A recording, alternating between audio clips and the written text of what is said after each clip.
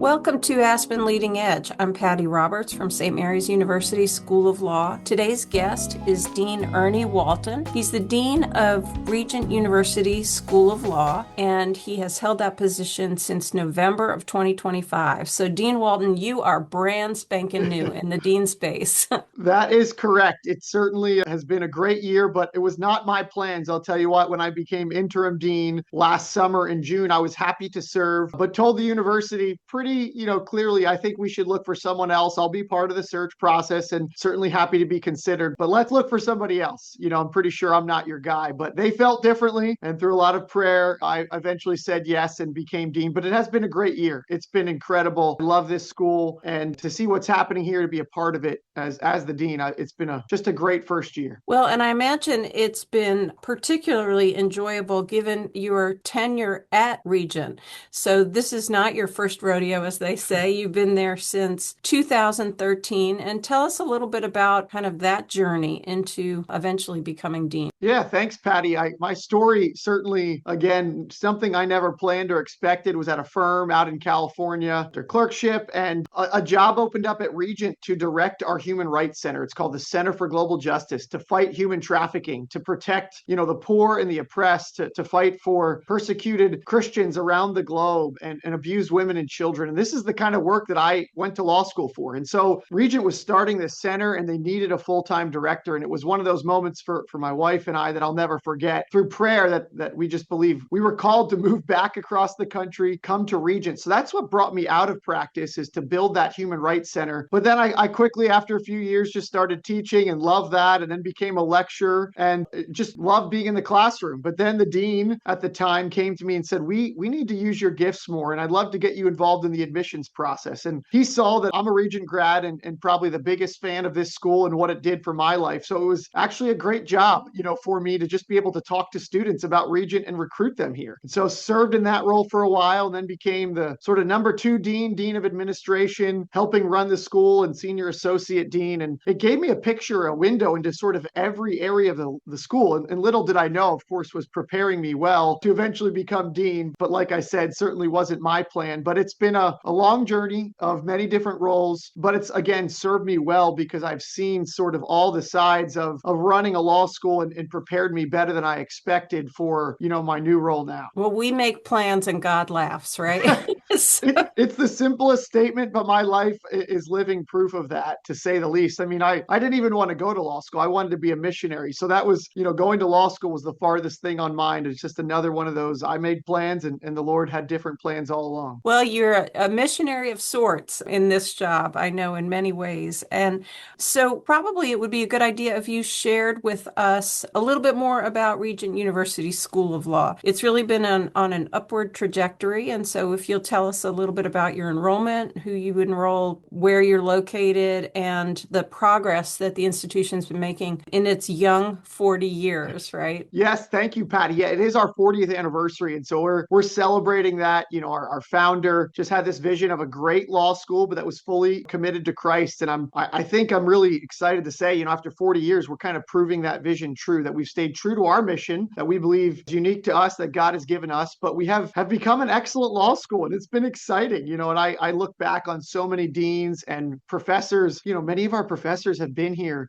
for 30 plus years. I look at them as having just been laboring year after year, faithfully teaching and mentoring and discipling, training their students. And we really are in just an amazing season. Some people might not know we've risen 56 spots in just 5 years in US News World Report. We're now tied 91 in the nation. That's the fastest rising law school, as we can tell. And I've done this through AI and so many different versions to make sure we're right, but we believe we're the fastest rising law school in the country. Our bar passage rates, we beat every single law school in Virginia on the bar exam in 2024. Last year, we were second only to UVA. There's some really good law schools in Virginia. Yes, there are, but that's extraordinary. I mean, the rise in rankings is incredible, but bar passage, I was so pleased when I saw what a terrific job Regent grads did on the bar. Thank you. Yeah, that's been something we've really focused on.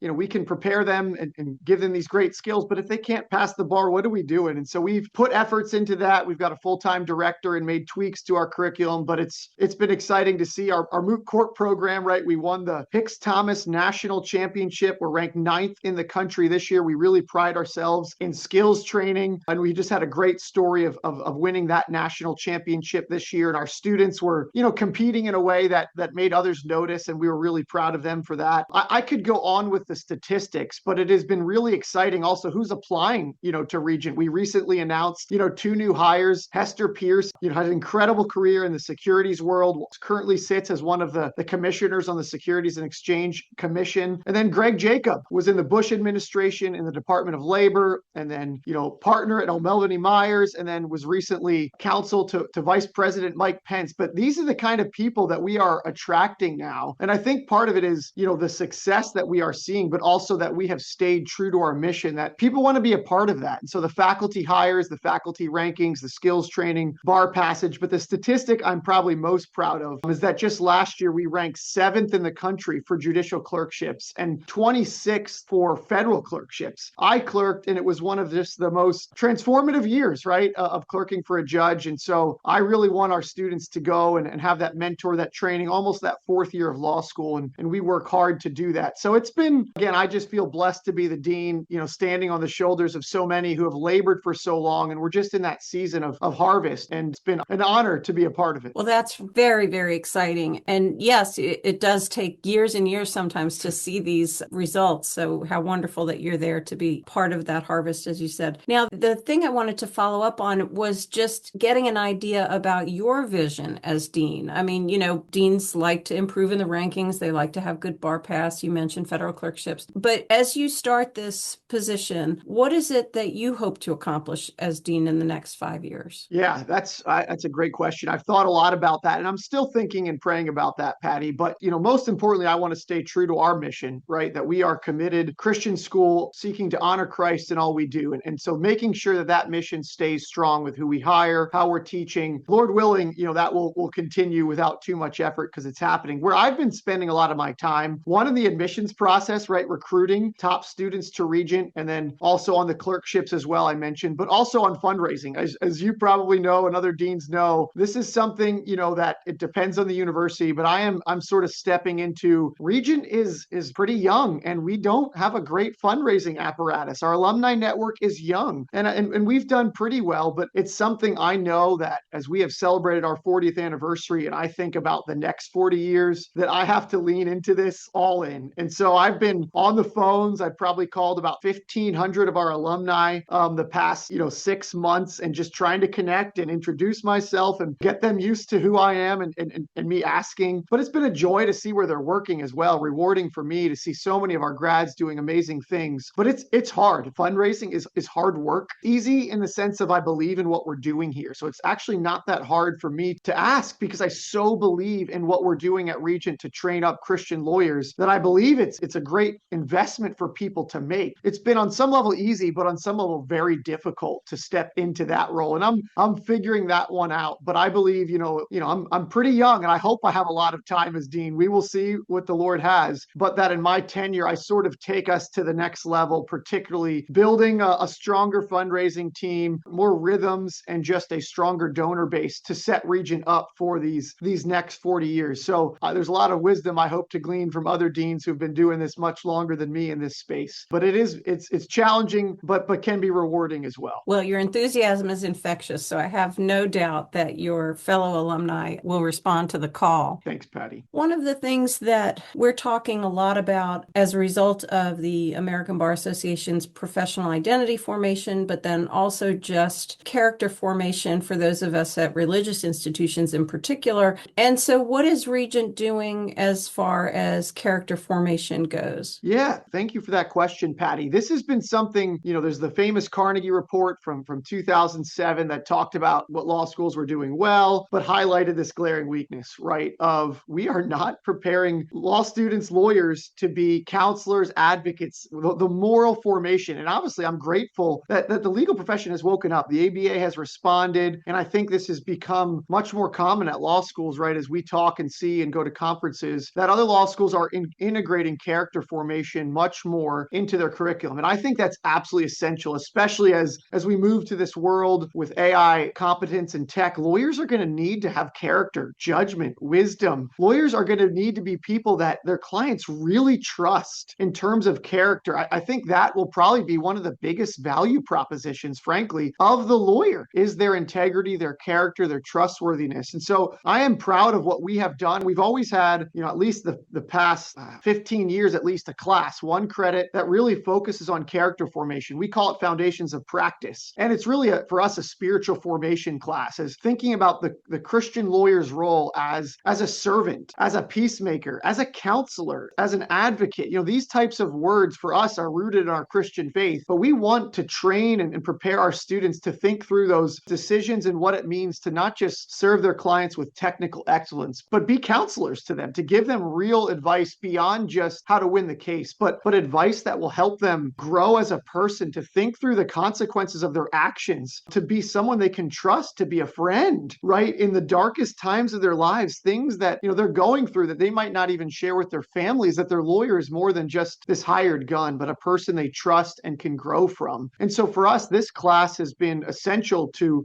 really launching 3 years of what we hope will be character formation. Our faculty just voted to take this class from 1 credit to 2 credits. So next spring of 2027, we will have 2 credits of character formation, spiritual formation in the first year. And then students, as part of that class, kind of make a plan and think through their next few years of law school and what they want to do, how they're going to grow both professionally and spiritually. And Lord willing, when they graduate, have that character that we want every lawyer to have, that I think the legal profession has always sought to be, but we've perhaps lost a little bit of sight, recently. But I really think it's going to be one of the most important things, moving forward. Well, I think you're exactly right that it's going to be even more critical moving forward. And one of the reasons is, of course, because of AI. So now, we're all grappling with what level of introduction training, ethical parameters do we put on AI for our students? And what is the profession going to demand? So how is Regent considering that really in the context of your spiritual formation and adding that to the curriculum, or not? Yeah, no, thank you, Patty. And like you said, this is one of the things that keeps me up at night. On some level, it seems like we could not just integrate AI, on some days I'm like, we need to just throw out the whole curriculum and rethink this. And I go back and forth and I have all these thoughts and then trying to obviously discuss with wiser minds than me about what this looks like. And we've got an AI committee, and I've got one of our alumnus who is out in the field, right? That's been one of the biggest challenges, is even if we have a faculty for us who, has great practice experience, it's totally different, if you haven't practiced now in this new world. And we can learn the tools, but what does it look like at a law firm, and how to get this incorporated into the curriculum throughout all 3 years? So, we've got our debates going on, and we've made some really concrete changes that I'm very proud of to train our students in the technical side of using AI. But I still believe they're not going to be able to use it effectively if they don't understand and aren't able to spot the weaknesses, the holes, to understand the law. And so and of course, the bar exam is not going to let them use AI. And so we have this balance we've got to find. And I think we're in a good spot in terms of where we have it in the curriculum, in LARW and second semester, and our upper level writing classes, and then adding a few classes third year that are really specific to just training students to use these tools and use them well, and to do the tasks of a lawyer and think through in their law practice. So I'm proud of where we are. I know we have so much more work to do, and it's going to be constantly changing. But on the other side, you're right, is that even as we seek to train our students in this technical competence, it has almost made me think I need to double down on the character side. And I was sort of alluding to that earlier, that we'll see what happens. But the future of legal education, it probably will just be assumed that everyone, and will eventually be at a point where all law schools are able to train their students quite well in how to use AI. This is what will be the norm. The students will have used it most of their lives, right, coming in, and they're already be pretty good when they come to us. We're sort of in this transition moment. And so maybe it's my rose-colored glasses for Regent, but I'm hopeful and excited for our future as a school and our unique mission that, again, what will become most scarce perhaps in the legal profession will be, what is that judgment, that counselor role that the lawyer should have, that character, and that our curriculum and how we have set it up, will actually make our graduates, I hope, stand out a bit more as they seek to be peacemakers and servants and counselors and advocates, and rooted in a character that seeks to serve their clients holistically, that our mission will be attractive to many students and really needed. And as a voice for others too, collaborating with other law schools on what this can look like in accordance with their unique missions. So how quickly is this going to happen? The future of legal education, I think pretty quickly, most schools will be at a point where AI competence is in the curriculum and students are there. But then the shift might need to be harder to this, hey, we can't lose the character that every lawyer needs to go practice with integrity and excellence. And so, again, I'm no prophet, but hopeful for Regent and other schools with missions just like St. Mary's as well, and many others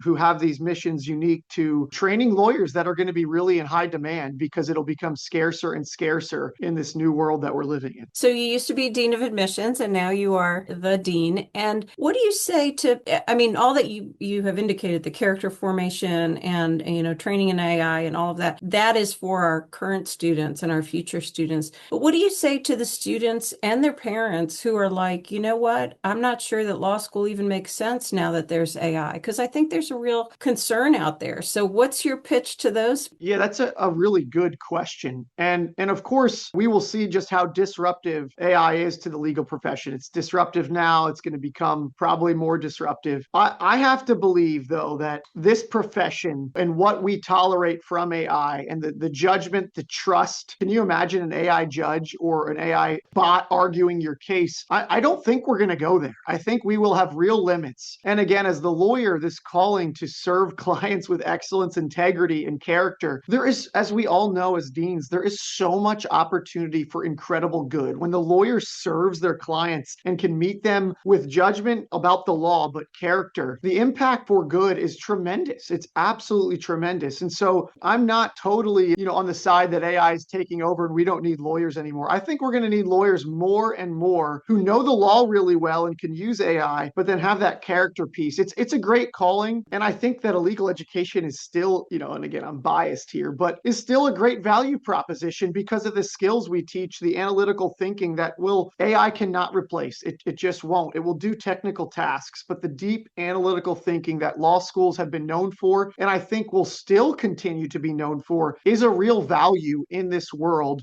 Again, as we shift, whether how much writing focus we have in those things and the technical side, but the analytical side as well, the character formation, I'm a huge believer will continue to be very valuable in our world going forward. You mentioned before some of the significant success that Regent has had in bar passage, being first in the state, which is extraordinary when you consider some of your peer institutions, one that's very close to my heart, William and Mary. Yep. So your first ranking in 2024 and then second ranking more recently. What has Regent been doing to achieve those results? Yeah, it's a great question. And I think part of it is the culture, right, of work and hard work and our professors teaching, right? We make sure we're actually teaching what is on the bar, teaching the doctrine, practicing bar exam questions. We've also got a pretty draconian curriculum. We have 60 to 70 required credits. So some people think that's crazy. We don't apologize for it. Most of those classes are because they are tested on the bar exam. We have closed book exams. So students memorize the law, they learn the doctrine, they learn it from people who are excellent teachers. We've got a great partnership with Themis, who's been a partner for us, and we're really proud of them and grateful for their effort in not just giving us a bar prep class, but really throughout the 3 years, helping us with our curriculum, being a partner in training students. We have a professor who's the director of passage initiatives, and that position has been key where, once they graduate, I've been calling students, checking in on them. The professor is working with students who might be struggling. We are helping every student get across the finish line. We had the same question by another person, when I wasn't dean, like, how is Regent doing this? I mean, you look at your medians, they're okay, right? But it wouldn't be expected you'd have these results. And his answer always has stuck with me. He says, well, the culture has been, we've got the curriculum, we've got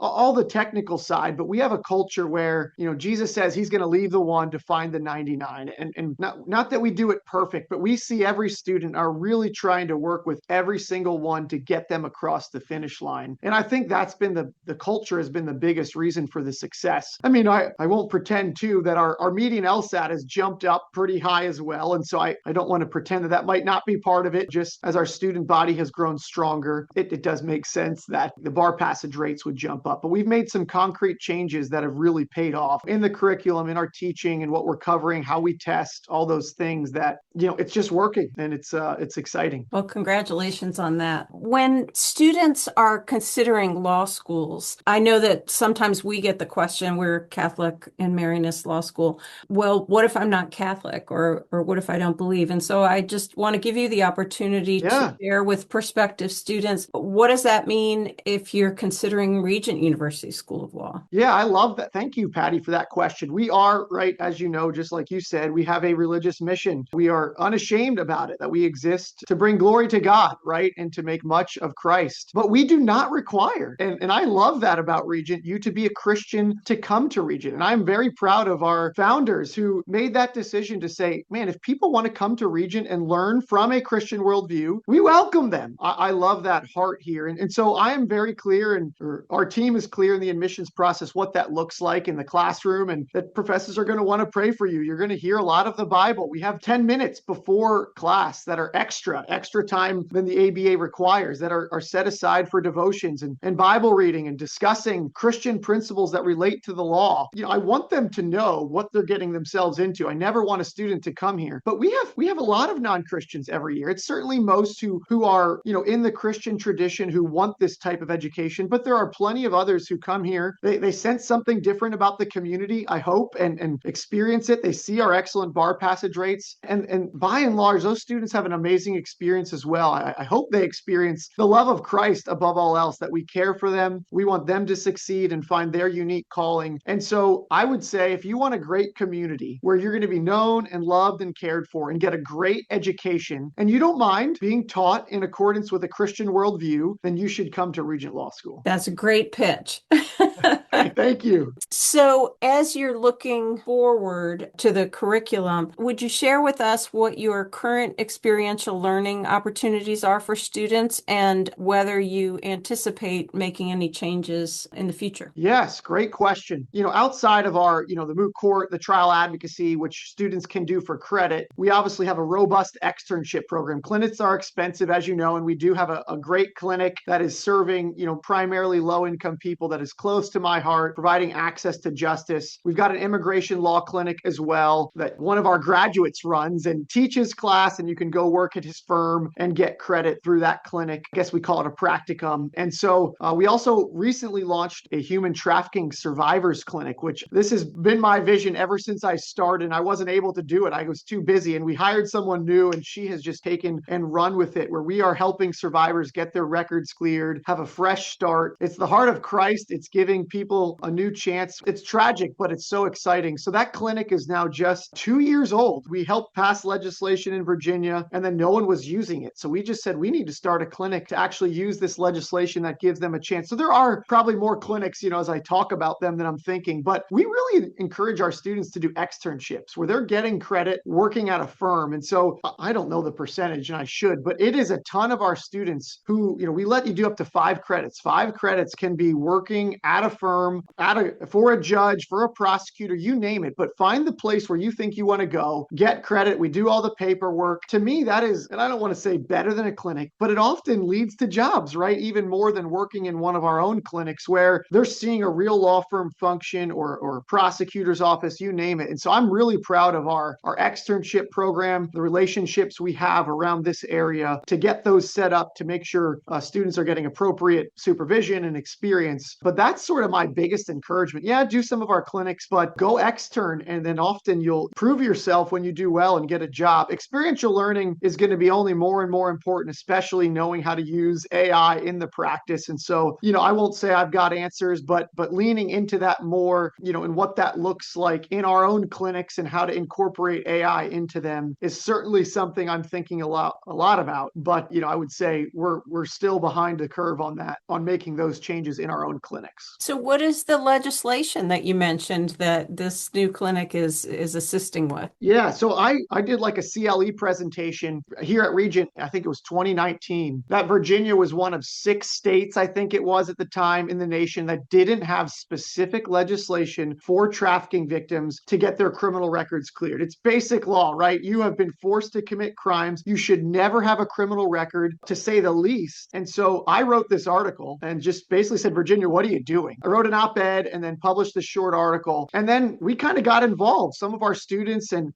me and a coalition was, and I did not spark this. I will not say I sparked it, but I was a part of a coalition trying to get legislation passed specific to trafficking victims. It gets passed in 23. I think it was 23. And we realized after 2 years, no one had used the legislation. And again, they didn't have a voice. They probably don't trust, again, the system, understandably. No one had told victims about it. So we started a clinic, right? Our new director of the Center for Global Justice, Meg Kelsey, said, I'm going to start a clinic. Got the first petition that we could tell in the whole state through, got a trafficking victim beginning to get her criminal records cleared. And then just this year, so proud of our General Assembly, they expanded the legislation to cover more crimes. That's a big debate you can imagine politically. Does it cover only misdemeanors, felonies? We sort of take the position it should cover everything that the trafficking victim, and that's a simple summary. And I know there's hard arguments, but we got it expanded. I'm thankful for the advocacy of so many to get that legislation expanded. And we're continuing to file these petitions to get criminal records removed. You know the barrier that is to so many to getting a job or housing, custody, you name it. We're not doing justice if we don't give them a second chance. So that's one of the things I'm most proud of. And I didn't really do it, right? It was my vision from the beginning and me getting out of the center and hiring this new woman, prosecutor Meg Kelsey. She's an incredible lawyer, loves our students, and has built this clinic from the ground up and is doing trainings around the state. It's an amazing thing that's happening and only growing, and we'll see where it goes. How rewarding for your students, but more than that, how impactful for those victims. So Yes. well done, Regent. And you, Dean Walton, since you originally envisioned this as part of the Center for Global Justice. Thanks, Patty. Before we conclude, if you would share with us, we've touched on it throughout the conversation, but if you would share what your predictions are for the future of legal education in the coming decade. Yeah, coming decade. Good question. So 10-year time frame. I'm guessing law schools are going to be slow to adopt, not necessarily because we don't want to, but because it's going to be hard to adopt AI. How do you incorporate it? Where do you incorporate? It's difficult and it's changing all the time. Like I mentioned, the bar exam. So I'm sympathetic. I think we're going to be slow to adopt as we are seeing what the profession really needs. And so it's our job, I think, one, to make those changes for our students to get them practice ready in this new world. How we do that is going to be difficult. I think it will, probably in 5 to 10 years, that 5 to 10 year mark, we're going to see some contracting, right? That it's probably 5 to 10 as the law firms really make the shift, that there is going to all of a sudden be I'm a little worried about this, a slow in hiring, which of course will affect the legal market and is going to pinch law schools. But I think there's going to be a settling out by that 5 to 10 year mark as well, where we see concretely what we need to do, how we need to prepare our graduates. But I'm hopeful for schools that have missions in particular that they're going to be really attractive, right? And some of the other schools I